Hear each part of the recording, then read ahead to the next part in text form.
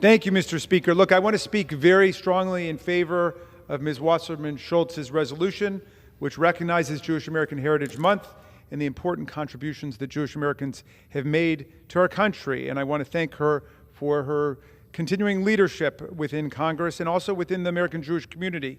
The resolution calls on elected officials, faith leaders, and civil society leaders to condemn and counter all acts of anti-Semitism. And I also want to salute Mr. Schmidt, the distinguished member from Kansas, for his powerful endorsement of this idea.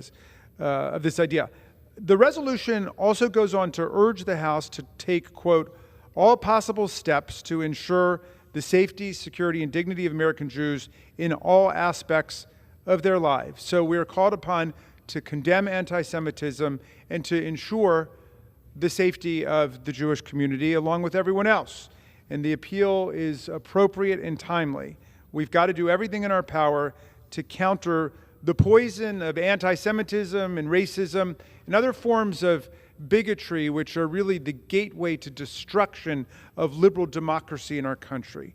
But that obligation means fighting anti-Semitism even when, perhaps especially when, it's expressed and endorsed by officials of the United States government. Last week, President Trump finally withdrew the nomination of Ed Martin to serve as the U.S. Attorney for the District of Columbia. Mr. Martin's confirmation in the Senate faced many insuperable obstacles. It was doomed. First of all, he had no prosecutorial experience and no administrative experience running a prosecutor's office. Secondly, he had shown an extraordinary devotion to the extremists who participated in the violent insurrection against the Capitol and against Congress on January 6, 2021. He represented many of them as a defense lawyer, but he championed the cause of a great number more in not just legal, but in political and civil contexts. He also failed to disclosed that he had appeared more than 150 times on Russian state propaganda networks like Russia Today and Sputnik when he was nominated to be the U.S. Attorney for the District of Columbia.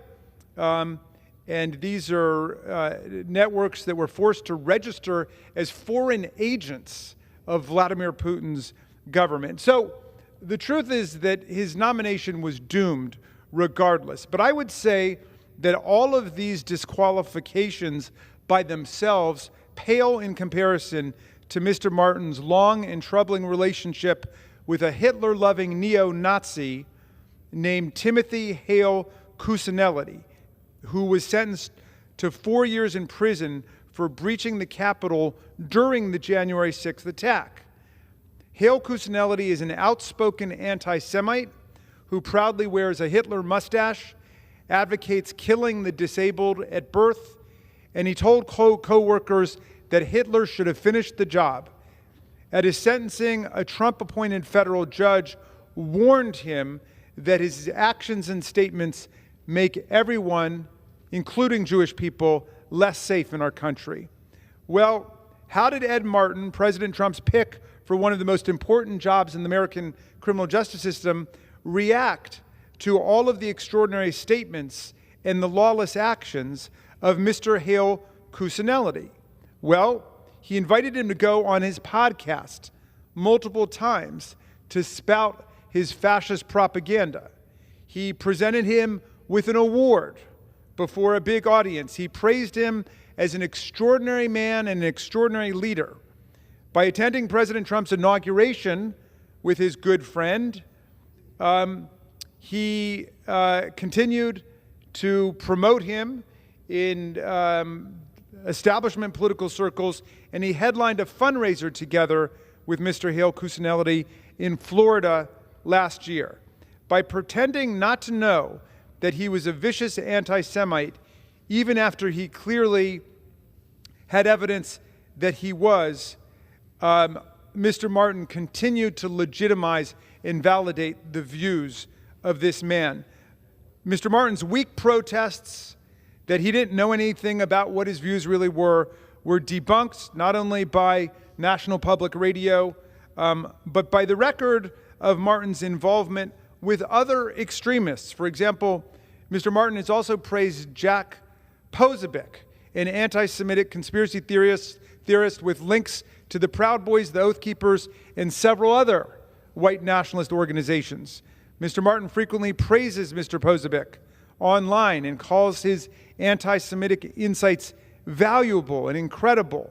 Mr. Martin's own views are saturated with deranged analogies that dilute the meaning of Nazism and fascism. In one episode about the 2024 election, he compared President Joe Biden to Adolf Hitler, which either means that Biden committed genocide or that Hitler was just a regular old politician.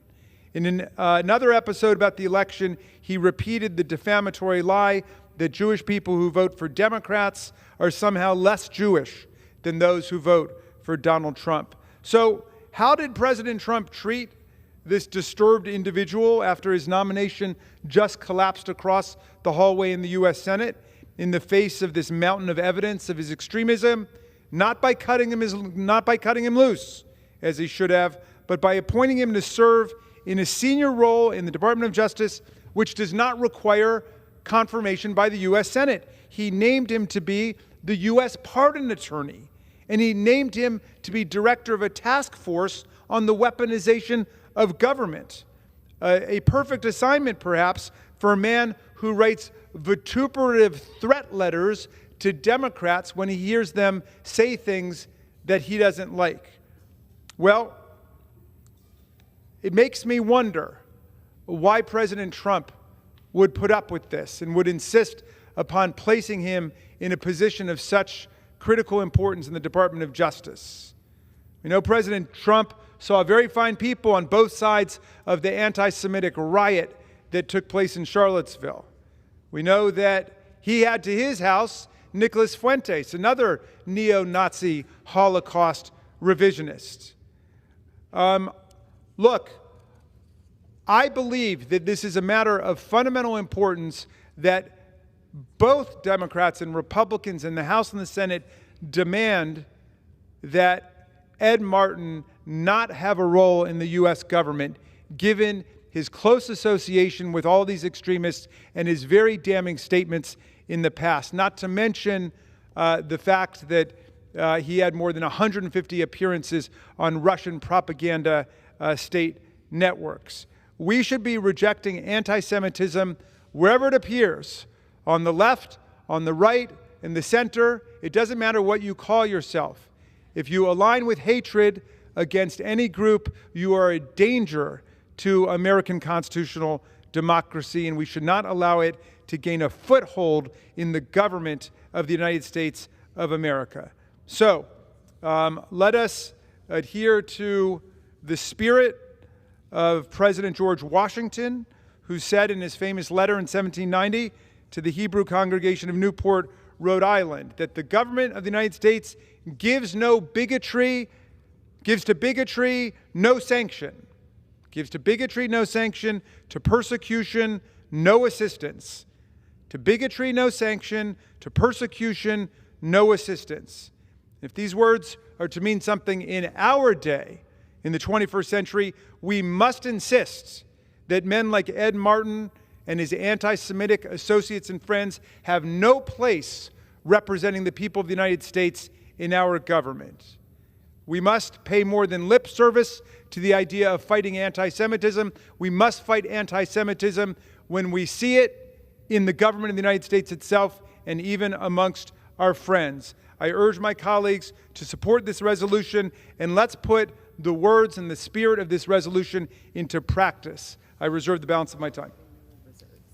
The gentleman from Maryland reserves. The gentleman from Kansas is recognized. We do have another colleague on our side who now seeks recognition, and so I would yield such time as he may consume to the gentleman from Florida. The gentleman is recognized. Well, thank you, Mr. Speaker, and I was not intending to speak. I had the privilege of just standing in the Speaker's rostrum a few minutes ago and witnessing this debate on an issue that's been important to me ever since I got into public service. I think it is no small coincidence as I was able to wear my kippah up there, something I'm not sure whether has happened before as a debate like this happened. And I thank Representative Wasserman Schultz for bringing this forward and saying that we should stand together on anti-Semitism. But a resolution like this, and I recognize that I'm new, but a resolution like this that says that people should care about these issues is not the time for people to go and make partisan pot shots about anti-Semitism. It is not productive. It is divisive. It is not helpful, particularly in a world where folks on our side could go through a long list and a litany of problems on the other side of the aisle, including with people who actually serve in this room. This is a problem that while I appreciate that you want to work on and while I appreciate that you want to help on it, I can tell you from personal experience that the folks that are on my side, President Trump on down, are committed. Now, are there bad people? Something I often say in Florida. And as you work with me, you will find this. Anti-Semitism doesn't have a monopoly on either party. Both have it. My side does too.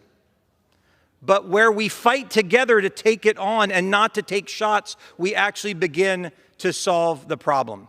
Commentary like that about President Trump is just not helpful because I can tell you I have seen it in my state where we don't have many of the problems that we find in other parts of the country because we have tackled these issues largely in a bipartisan way, including with people who serve here in Congress on the Democratic side. So I would just say moving forward, while I am grateful at the desire and the belief to tackle anti-Semitism, there is a time and a place for those kinds of arguments. This was not one. I thank you for the resolution, and let us focus on the importance of celebrating achievements that I was not aware of. And I will now share with my family where the slow cooker came from. I didn't know. It makes sense given the kind of food that we eat at home. But I ask us as we tackle this issue to be focused on solving the problem and not making it worse by trying to come up with things that will divide us all. With that, I yield back. The gentleman from Kansas reserves. Mr. Speaker, I reserve. The gentleman from Maryland is recognized. Thank you, Mr. Speaker. I've not had the good fortune to meet our new colleague from Florida, and I will be sure to come over to introduce myself right after.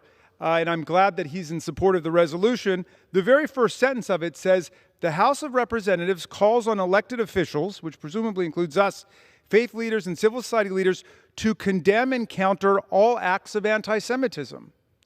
And if a discussion of anti-Semitism and the contributions of Jewish Americans is not an appropriate time to talk about anti-Semitism in the government, I wonder what is. But I would be very happy to pursue with my new colleague the subject of Ed Martin. I don't know exactly where he stands on Ed Martin, whether he opposed the president's withdrawal of his nomination after it came out of his close association with a neo-Nazi. And, you know, but the story behind it, if you really are interested in it, is National Public Radio confronted him with all of the evidence of Hale Cuccinelli's Nazi statements, including Hitler should have finished the job, and statements like he was right about disabled people, and when babies are born disabled, they should be put to death immediately, and so on. They presented him with a complete litany of it, and Ed Martin's response to that was National Public Radio